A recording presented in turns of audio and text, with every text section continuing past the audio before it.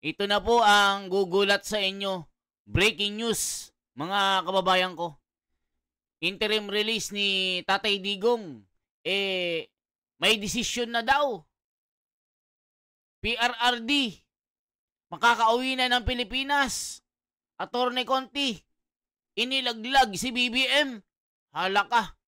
Ito kasi yung mga nababasa natin na mga komento. So, tignan po natin ang buong video kung meron talagang pagkanta si Atty. Conti, mga kababayan.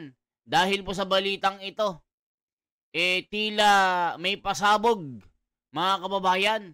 At isa pa po, abante na isang congressman. Totoo kaya itong balitang ito? Lahat po ng mga dadalong testigo ng mga biktima daw ng mga war on drugs ni Tatay Digong ay sasagutin ang pamasahe. Nako po, mga kababayan, matindi. So ngayon po mga kababayan, pakinggan po natin si Atty. Conti kung ano kanyang mga pasabog dito. Ano kayong mga pagkanta ito? Ano kayang pagbaliktad ito? Sabay-sabay po tayong mag-react, mga kababayan. Inaabangan na ngayong hapon ng desisyon ng International Criminal Court o ICC Appeals Chamber sa apela ni dating Pangulong Rodrigo Duterte para sa interim release na nauna ng ibinasura ng pre-trial chamber. Ayon kay ICC Assistant to Counsel Attorney Cristina Conti, magiging mabilis sa ang pagdinig na posibleng tumagal lang ng hanggang 2 oras. Hindi dadalo si Duterte matapos mag-waive ng appearance at ang kanyang abogado ni si Nicholas Kaufman ang haharap sa korte. Pangungunahan na ang 5 miyembrong appeals chamber ni Judge Luz del Carmen Ibanez, habang si Mame Manjay Nyang ang magiging lead prosecutor. May kinatawan din mula sa Office of the Public Counsel for Victims. Kaugnay niyan, makakausap natin si ICC Assistant to Counsel, Attorney Cristina Conti. Attorney Conti, marami pong salamat sa oras. Magandang hapon. Attorney Conti, ano po ang basa ninyo dito nga sa desisyon ni dating Pangulong Rodrigo Duterte sa pag-waive ng kanyang karapatang dumalo sa pagbasa ng judgment sa ICC Appeals Chamber? Ako, hindi ko ma-second guess kung anong iniisip niya, pero sayang yung chance na humarap sana siya sa korte. Karapatan naman niya yan, pero hindi ko alam kung anong game plan nila dyan. Pag po ba humarap po siya sa korte, ay ito bang mangyayari mamaya? Ay magkakaroon din ng parang the usual na nakikita po natin sa korte na tinatanong din siya, na pwede siyang tanungin? Technically, pwede siyang tanungin. Pwede magsalita ang kung sino mang nandoon na party. Kaya lang, may specific agenda mamaya. At ang nakalagay sa agenda mismo ay babasahin na lang yung desisyon. Kaya labas doon sa entry, parang appearing for the prosecutor, appearing for the defense, appearing for the victim, labas doon, diretso basa na ito ang kanta ko. Gising, work, uwi. Silag! Your foods! Paulit-ulit man ang... So yan mga kababayan, umapela pala si PRRD, itong abogado ni PRRD na wag mag-appear. Ito daw yung sabi okay kaya si Tatay Digong, mga kababayan? Malakas pa kaya ito? Itong si Atty. Conti kaya, hindi kaya makonsensya ito sa bandang huli? Mga kababayan, isipin mo. Ang mga pinagtatanggol, mga adiktus, yung mga gumagawa ng katarantaduhan, hindi kaya sa bandang huli makarma ito? Ito yung mga sinasabi ng mga komento, mga kababayan, hindi galing sa akin. Makakarma kaya ito si Atty. Conti? Bakit ang kanyang filosofiya ay iligtas ang mga gumagawa ng kalokohan, mga nagpupulburon? Yun yung mga komento Ito yung komento. Sabi po ni Pedro ng Pampanga West. Naku po, galit na galit. Tatay Digong, umuwi ka na. Miss ka na namin. Gusto na namin na makita ang kamay na bakal. Nako po. Ang taas na po ng dolyares kontra piso. Sibuyas po, 600 per kilo. Halaka, mga kababayan. Ang tindi ng mga komento. Sabi naman ni Diana ng Purok 2 ng San Pablo, Tatay Digong, ikaw ang pinakamagaling na presidente na nakita ko. In the history ng Pilipinas, tumino ang tiyuhin ko na nagpupulburon kada hapon sa ilalim ng puno ng balete. Naglupa. Grabe naman yan, mga kababayan.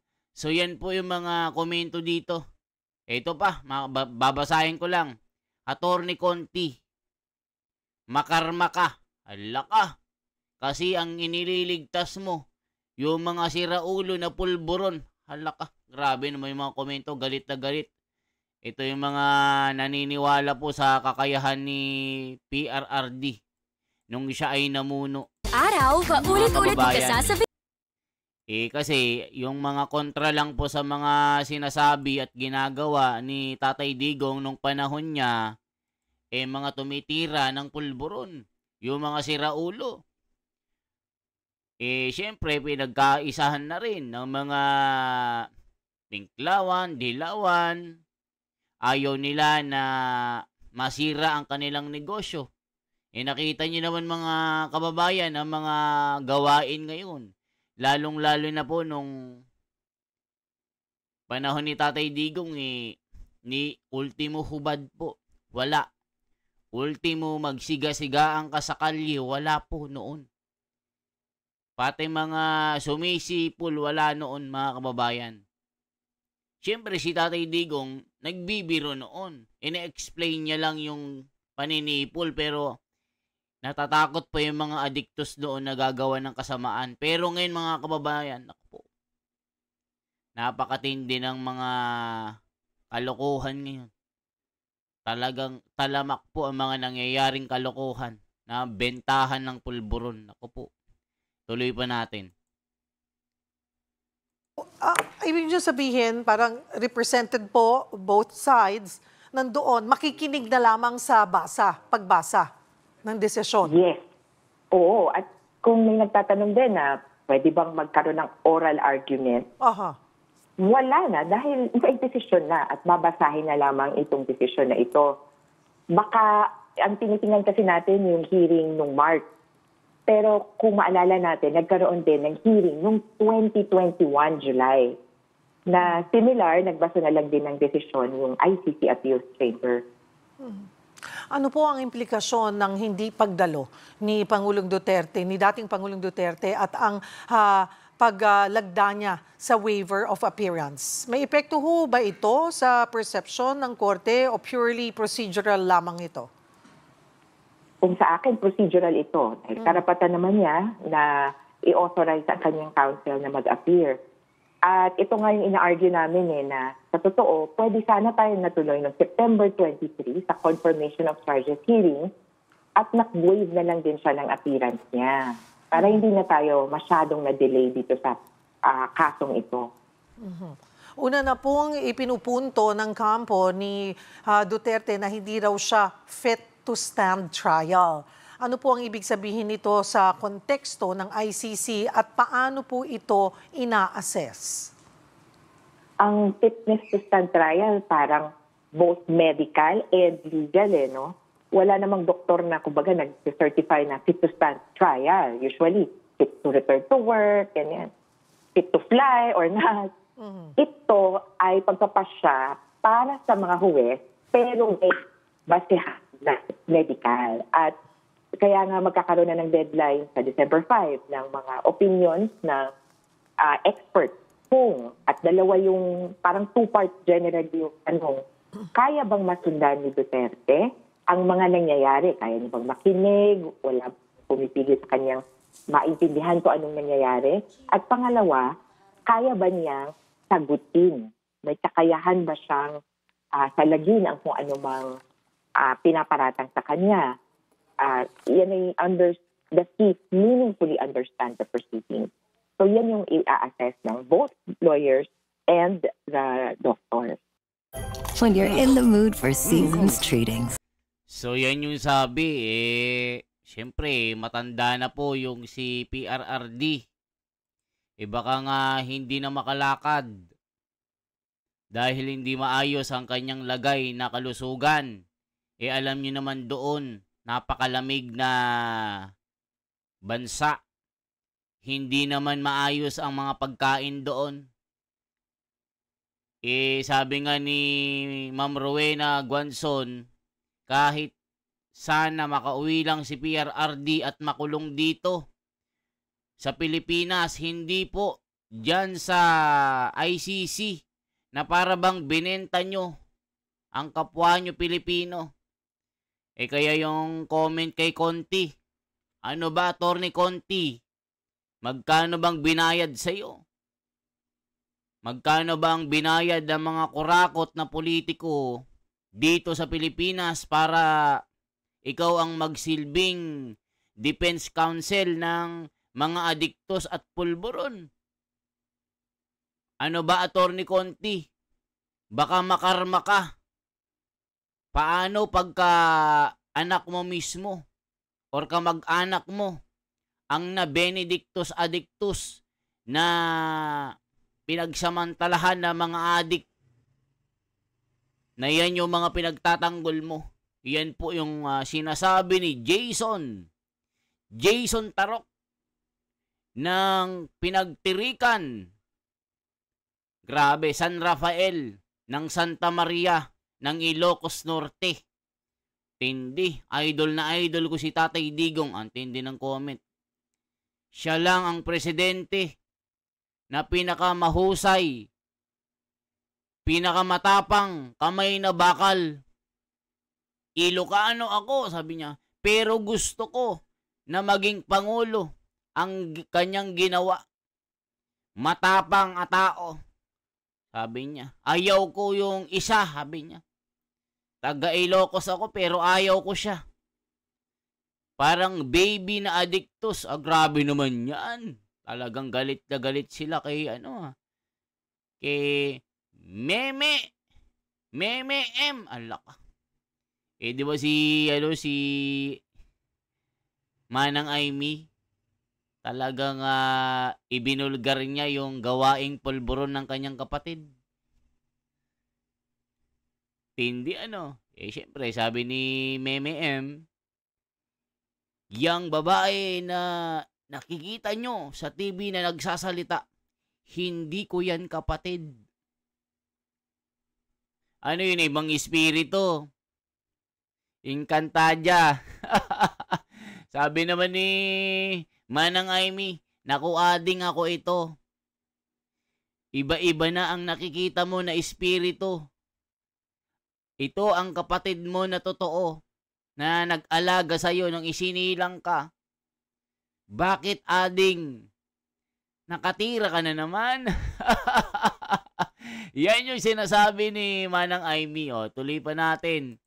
Eto po, makinig po tayo para malaman natin yung sinasabi ni Madam Conti dito. Eto po mga kababayan, sabay-sabay po tayong manood.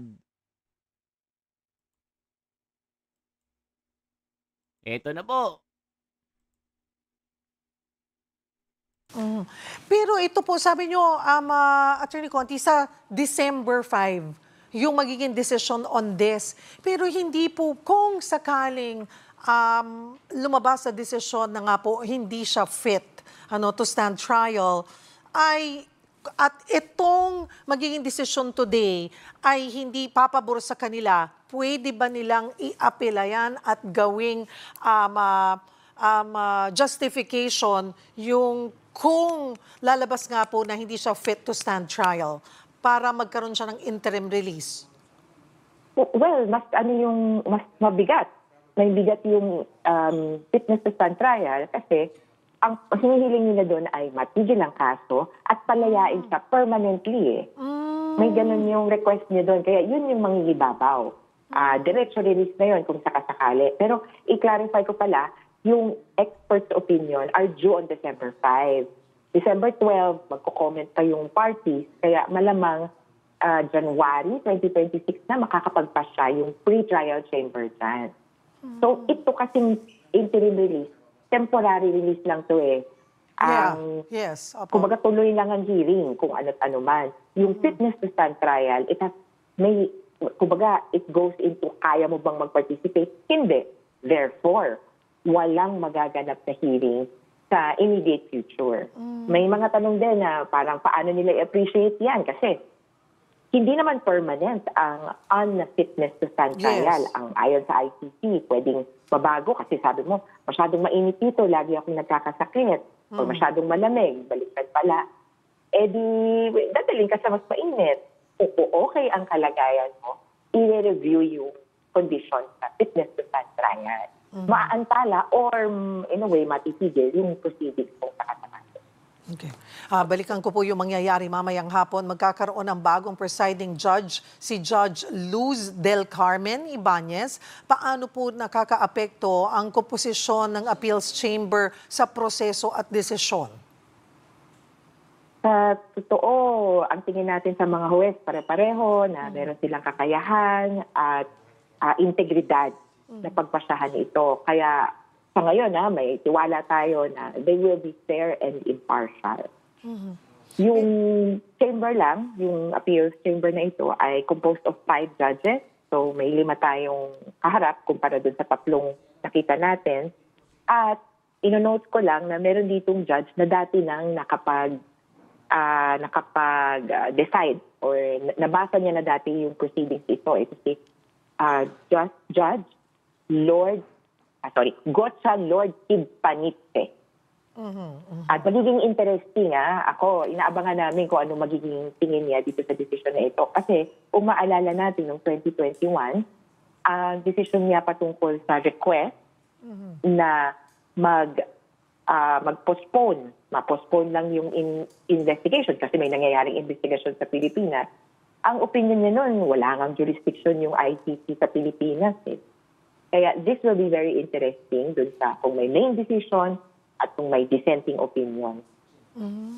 So, paano po yun? Okay, ito pong appeals chamber, Attorney Conti, parang Korte Suprema na to, Supreme Court natin. Para lang mas maintindihan ng isang ordinaryong Juan de la Cruz. Kumbaga, ito na yung final, wala nang appeal pa dito. Wala na. Ending na to, kumbaga. Of course, may pwede kang gawin, etc. Pero ito na to, wala nang ibang paakyatan to. 2 lang halos yung level sa ICC. So, yung pre-trial chamber or trial chamber, pag-akyat niya, appeal chamber. So, trial court, Supreme Court. Ito na yung Supreme Court. Kung balikan natin, September na deny na ng quote-unquote trial court o yung pre-trial chamber, yung request na itong interim review, binabalikan na lang na, kumbaga, Supreme Court or appeal chamber nila. At ang pinag-uusapan lang natin dito mga kapatid para klaro, ang desisyon doon sa interim release. Yun po ang didesisyonan kung papayag or hindi for yung sa final na decision po ng appeals chamber. May pagbabago po ba kayo na nakikita sa dynamics ng kaso sa pagkawala po sa hearing ni Karim Khan? Wala naman dahil competent. At in fact, palagay ko nga mas kabisado ni Ma'am Manjiayan yung kaso. Paano po makakaapekto sa kabuuang takbo ng kaso laban kay dating Pangulong Rodrigo Duterte ang magiging desisyon po ng ICC sa kanyang apela para sa interim release? Ano man po ang maging desisyon? Siyempre, ang pinag-usapan lang natin yung malaya ba siya habang nag-hearing o hindi? Sa loob ba siya ng detention facility o hindi? Sa ganang ito, parang minimal ang epekto. Pero para sa mga biktima at sa possibilities, ang paglabas niya kasi may impact yan dun sa victims at sa witnesses. Malaki ang takot ng mga tao na posibleng makapag-interfere siya sa proceeding. Ginawa niya na dati ito nung nag-Senate investigation parang noong 2019 at saan ang kinauwian ng committee chair na sumilip noon, si Laila de Lima, pinakulong. Kaya ito mismo yung sinasabi ng ICC na kapag pinalaya siya, mukhang magiging banta siya sa seguridad ng ibang tao. At Ayan mga kababayan, si Laila de Lima kasi mga kababayan, alam nyo ang kaso nun. Siya rin ang reyna ng bilangguan ng pulburon. Yan yung sinasabi po, yan yung kaso niya. Nakita nyo naman po ang dami pong mga testigo na nagtestigo sa kanya. Na dahil nga po sa katiwalian sa loob ng munti ba ito mga kababayan na allegedly nga yung driver niya, sweet lover pa niya. Ito ba yung mga sinasabi po? 'Di ba? Alam natin po na kung sino po talaga ang may utak nung pagpapadala sa kanya doon sa ICC. Dilawan, Pinklawan, at itong panahon ni Bongit, mga kababayan. Nasabi nga nila, pinondohan nila ng 3 trilyon. Ginamit po nila ang pera ng flood control para kontrolin yung kanilang mga kalyado. Binusog nila ang Kongreso. Kaya kita nyo naman. Yan po ang mga sinasabi po nung mga naniniwala po kay PRRD, mga kababayan. Binusog nila. Kita nyo naman pati PNP nasasabi. Pati AFP. Nabusalsal ng pera ang kanilang muka. Yan po ang mga binabanat po ng mga naniniwala kay PRRD sa kanyang pagka-inosente. Isipin nyo mga kababayan, ginawa lang niya ang kanyang pinanumpaan. Yung kanyang panunumpa na pag ako ang naging pangulo, tumigil ka na sa bisyo mo na pulburon. Pag hindi ka tumigil, hindi ka nasisikatan ng araw. Pag ako ginawa niyong pangulo, isipin mo, yun yung kanyang banta sa mga gumagawa ng krimen. Pag hindi kayo tumigil, pipigilan ko ang inyong paghinga. Yun ang sinasabi niya noon mga kababayan. Binoto ng taong bayan dahil nga gusto ng taong bayan na umayos ang bansang Pilipinas laban po sa mga sindikato ng pulburon. Nakita nyo naman ng panahon niya. Napakapayapa po. Ultimo snatcher. Wala pong nagaganap na snatcher sa bus, sa mga street, lalo dyan sa Manila, sa Quiapo, sa Carriedo, sa Balintawak, sa Quezon City, na naknakan po ng mga krimen. Wala din mga korap noon. Walang mga flood control na nasasama sa mga pagnanakaw na hindi gaya ngayon na grabe, halos lahat ng mga nasa gobyerno ay naknakan po ng pagkakapal ng muka ng pagnanakaw po. Tapos sasabihin, inosente sila, inosente. Ayun.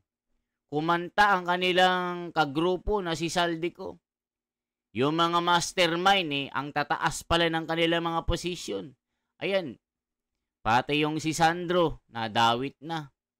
Yung nanay niya, reyna ng sibuyas. Yung tito niya, yun daw, yung mga mastermind. At yung si Bonget, mga kababayan. Ano masasabi niyo dito? Sana, Attorney Conti, sabi naman ni Asyong Salonga ng Bataan. Attorney Conti, sabi niya, hindi ka kaya makarma? Bakit ang pinagtatanggol mo mga adik? Hala ka, mga kababayan. Sabi naman ni Marites, na mahilig sa chismis, Attorney Conti, magkano ang binayad sa'yo? Grabe, galit na galit sila. Puro nagmamahal kay Tatay Digong yung mga komento. Sabi naman ni Santi de Guzman na solid na tagahanga ni Inday Sara for 2028. Ikaw ang Pangulo ko. Ayaw ko nang antayin ang 3 taon. Sana sa November 30, ikaw na ang Pangulo ko. Sabi ni Jason. Jason Sonsa ba ito? Ako, mga kababayan. So, ano masasabi niyo po sa interim release ni Tatay Digong? Saang bansa kaya kung sakali na ma-approve ito at payagan ng mga husgado sa ICC? Ito po ang pahayag ni Atty. Conti na Defense Counsel ng mga biktima di umano ng mga nagpupulburon na pinatahimik na Tatay Digong. Nakita nyo nung panahon ni Tatay Digong sa mga kala mo walang katao-tao nun Saka panatag ka na safe ka. Safe yung cellphone mo, safe yung hikaw mo, safe yung pustiso mo. Ngayon, kahit pustiso mga kababayan, basta may ginto, nanakawin sa'yo. Mga kababayan, yan lamang po ang masasabi ko. Kayo naman po ang mag-comment. Anong marereact nyo po dito? Si Atty. Conti, baka kamakarma. Sabi naman ni Maria Tres. Naku po, galit na galit. Ikaw ang mahal ko na Pangulo, PRRD. Ikaw lang ang nagmalasakit sa mga Pilipino, ang nagmahal. Na ibinigay mo ang sarili mo sa taong bayan. Nag-comment, para kang si Kristo. Sabi niyo. Di ba ito yung mga hula kay BBM na pag nagkamali siya ng desisyon, kagagalitan siya ng taong bayan? O nakita niyo mga hula ngayon kay BBM. Pati si Perez Andy ng Africa na isang pastor na magaling manghula. Nahulaan niya ang kinabukasan ni BBM. Bababa daw ng pwesto. Kakamuhian ng mga Pilipino. Ng kanyang taong bayan mismo ang magpapatalsik sa kanya. Grabe mga kababayan. Kaya ang daming nagko-comment na baka itong November 30, iba na ang Pangulo. Si Sara na, sabi nila. Yun yung mga kumakalat po. BBM out, Sara in. Ako po, grabe mga revelation. Ano masasabi niyo po mga kababayan? Isang like, isang share po at isang subscribe. Ako si The Wonders Philippines. Salamat po.